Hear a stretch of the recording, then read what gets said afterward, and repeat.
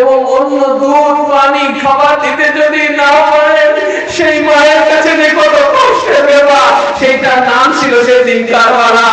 যে নাম বাবা মাওলানা হুসাইন আর ওনার বেটি বেটিদের মুখে খাবার পানি দিতে পারতেছেন না হযরতে শাহরে বানু, না হযরতে যায়নাব সালামুল্লাহি আলাইহা। ওনারও ছোট ছোট দুটো বাচ্চা, হযরত যায়নাব ওনার সাথে ছিলেন। যায়নাব উনি মা হয়ে উনি ওনার বাচ্চাদের মুখে খাবার না পানি, এবং উনি ফুফি হয়ে না হযরত আলী আজগার না হযরত সাকিনা সালামুল্লাহি আলাইহার মুখে খাবার পানি দিতেছে। আজ শুধু উনাদের খোদা আর তৃষ্ণার পরীক্ষা চলতেছে, খোদা আর তৃষ্ণার পরীক্ষা চলতেছে। যার কারণে এই সবরের উপর ওনাদের ইস্তেকামাত, সবরের উপরে প্রতিষ্ঠিত ওনারা,